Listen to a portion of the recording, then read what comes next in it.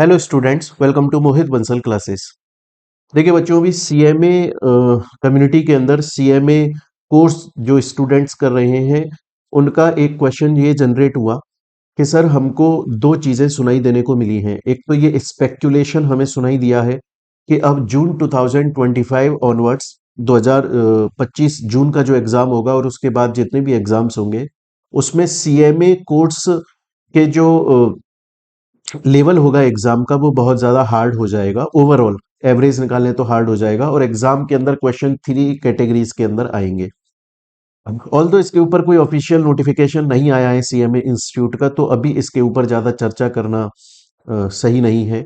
पर हाँ, स्टूडेंट का ये भी आया है कि सर सीएमए इंस्टीट्यूट ने अपने स्टडी मटेरियल के अंदर स्टार्टिंग में जो वेटेज दिया हुआ होता है चैप्टर्स का कि ये वेटेज एग्जाम में 5 मार्क्स का आएगा, 10 मार्क्स का आएगा, पर एक्चुअली में सीएमए एग्जाम्स के अंदर उतने मार्क्स का नहीं आता है। कभी कम का आ जाता है या कभी बहुत ज्यादा मार्क्स का आ जाता है।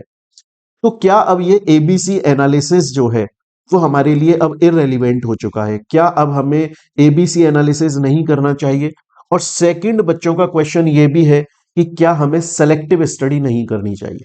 तो बच्चों के बेसिकली दो क्वेश्चन उठकर आ रहे हैं, एक तो एबीसी एनालिसिस और दूसरा कि सेलेक्टिव स्टडी। देखिए स्टूडेंट, सबसे पहले ना आप ये चीज समझने की कोशिश करें कि ABC analysis and selective study ये दोनों बहुत डिफरेंट टर्म्स हैं। ये दोनों सिमिलर एक ही बात नहीं करते हैं। अगर आप बात करोगे कि एबीसी एनालिसिस किस तरफ इंक्लाइंड है, तो एबीसी एनालिसिस एक पॉजिटिव टूल है स्टूडेंट के लिए, पॉजिटिव टूल है। जबकि अगर आप बात करोगे कि सर सेलेक्टिव स्टडी करनी है, हमें कुछ लिमिटेड कंटेंट पढ़कर एग्जाम में जाना है, तो ये नेगेटिव है, ये प्रमोट नहीं होना चाहिए। ये बच्चों को सेलेक्टिव स्टडी नहीं करनी चाहिए। देखिए एबीसी एनालिसिस का अगर आप कॉन्सेप्ट समझेंगे ना कि एबीसी एनालिसिस क्यों किया जाता है, तो आपको यह क्लियर हो जाएगा कि एबीसी एनालिसिस सेलेक्टिव स्टडी से बहुत डिफरेंट है और एबीसी एनालिसिस करना बच्चों के लिए काफी हेल्पफुल रहता है। देखिए सबसे एबीसी एनालिसिस का मीनिंग क्या होता है पहले हम ये समझते हैं। इसका मतलब होता है कि हम 3 कैटेगरीज में चैप्टर्स को डिवाइड कर रहे हैं। सबसे पहले हम देख रहे हैं कैटेगरी ए कि ये चैप्टर मोस्ट इंपॉर्टेंट है। देन उसके बाद में हम बोल रहे हैं कैटेगरी बी कि ये चैप्टर इससे कम इंपॉर्टेंट है लेकिन मिडिल लेवल पर है, हाँ इंपॉर्टेंट तो है, एग्जाम में आ जाता है। और फिर आता है सी कैटेगरी की कि ये चैप्टर बहुत ही कम इंपॉर्टेंट है। और ये जो एबीसी एनालिसिस किया जाता है, ये कोई भी टीचर जो भी कर रहा है वो ऐसा तो है नहीं कि अपनी मनगढ़ंत कि यार ये चैप्टर इंपॉर्टेंट है चलो ये पढ़ लेना, उक्कड़ बक्कड़ बम्बे वो तो करता नहीं है। वो एक्चुअली में पुराने क्वेश्चन पेपर्स को देखता है, वो अपना एक्सपीरियंस देखता है कि यार इन चैप्टर्स के अंदर इतना कुछ इंपॉर्टेंट कंटेंट है ही नहीं। सिर्फ सीएमए के कोर्स के अंदर ही नहीं, लाइफ में भी इस चैप्टर के अंदर जो कंटेंट है वो लाइफ में भी काम नहीं आने वाला है।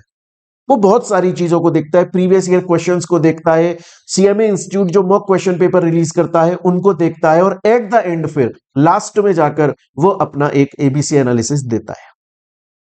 क्वेश्चन अब ये आता है कि क्या एबीसी एनालिसिस नहीं करना चाहिए? एबीसी एनालिसिस आपको करना चाहिए, उसके अकॉर्डिंगली पढ़ाई आपको करनी चाहिए कि नहीं करनी चाहिए। देखिए सबसे पहले ना बच्चों, आप एक स्टूडेंट कैसे पढ़ना शुरू करता है? सबसे पहले जब वो स्टार्ट करता है किसी भी कोर्स को पढ़ना, तो पहले वो कंप्लीट कोर्स को एक बार पढ़ लेता है।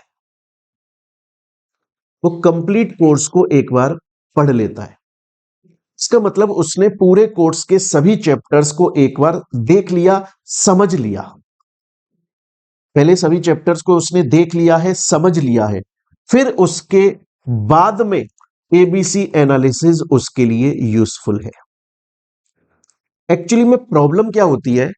प्रॉब्लम ये होती है कि स्टूडेंट सोचता है एबीसी एनालिसिस मैं जब किसी सब्जेक्ट की स्टार्टिंग पढ़ाई शुरू कर रहा हूं मुझे तभी एनालिसिस को देख लेना चाहिए। यह गलत है। एबीसी एनालिसिस स्टूडेंट को देखना चाहिए जब एक बार वो किसी सब्जेक्ट की ऑलरेडी पढ़ाई कर ली है, मतलब उसने एक बार उस कोर्स को देख लिया है और उसे ये समझ में आ गया है कि किस चैप्टर के अंदर मोटा मोटा क्या बातें लिखी हुई हैं। उसके बाद में जब वो रिवीजन कर रहा है उसके बाद में जब वो रिवीजन कर रहा है, जब उसे पता है कि अब मेरे पास में इतना टाइम नहीं है कि मैं पूरा का पूरा कोर्स पढ़कर एग्जाम के अंदर अपीयर हो सकता हूं, इतना टाइम मेरे पास नहीं है, मेरे पास में लिमिटेड टाइम है, कोर्स ज्यादा है, तो अब मुझे एबीसी एनालिसिस का यूज लेना चाहिए। इस टाइम पर उसे देखना चाहिए कौन सा चैप्टर है जो कि ज्यादा मार्क्स का आता है, प्रीवियस ईयर्स के अंदर इस चैप्टर में से ज्यादातर क्वेश्चंस पूछे गए हैं, किस तरह के क्वेश्चन पूछे गए हैं, और रिवीजन के टाइम पर उसे एबीसी एनालिसिस का यूज लेना चाहिए।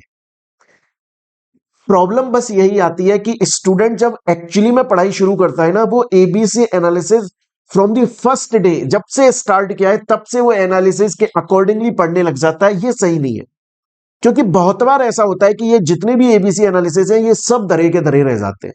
अब देखिए, जो भी टीचर या इवन आप खुद बच्चे या आपके सीनियर जो कि एक स्ट्रेटेजी बना रहे हैं, वो अपने एक्सपीरियंस के हिसाब से और जो सीएमए इंस्टीट्यूट का आज तक ट्रेंड रहा है उसके हिसाब से बनाते हैं। लेकिन वो सीएमए इंस्टीट्यूट अगर कल को खेल कर गया, कल को वो चेंज कर देता है अपना ट्रेंड, तो ये तो आप लोगों के लिए मुसीबत हो जाएगा।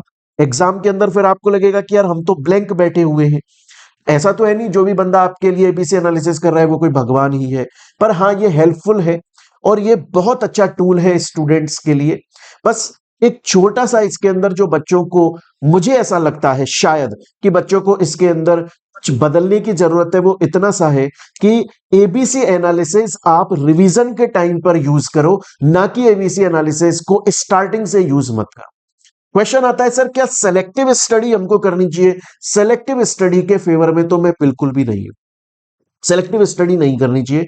और इवन जो अब सीएमए इंस्टीट्यूट के एग्जाम पेपर हमें देखने को मिल रहे हैं पिछले कुछ 3-4 अटेम्प्ट से, उसमें तो सीएमए इंस्टीट्यूट जो है वो एकदम फायर हो गया है, फ्लावर नहीं रहा है। अब वो टोटल देख रहा है कि भैया कौन कौन से वो चैप्टर्स हैं जिनमें से पहले कभी क्वेश्चन नहीं आया, उसमें से भी वो उठा के क्वेश्चन दे रहा है, अच्छे खासे क्वेश्चन दे रहा है। इवन पहले थ्योरी सब्जेक्ट्स के अंदर होता था कि पेनल्टीज को पढ़ने की या याद करने की जरूरत नहीं है। अब आप अगर अपने एग्जाम के अंदर देखोगे, एग्जाम पेपर में पेनल्टीज डायरेक्टली आपसे पूछी जा रही है। इवन अगर आप कुछ अटेम्प्ट के क्वेश्चन पेपर देखोगे उनमें सेक्शन तक पूछा गया है, सेक्शन के अकॉर्डिंगली आपसे आंसर पूछा गया है।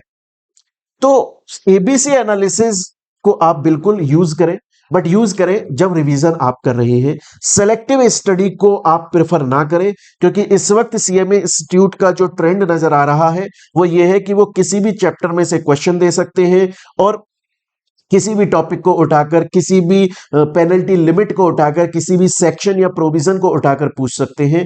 तो सेलेक्टिव स्टडी आपके लिए मुसीबत खड़ी कर सकता है, ऐसा मुझे लगता है। बाकी आपको क्या लगता है, आपका इसके ऊपर क्या पॉइंट ऑफ व्यू है, आप अपने कमेंट सेक्शन में जरूर बताएं बच्चों।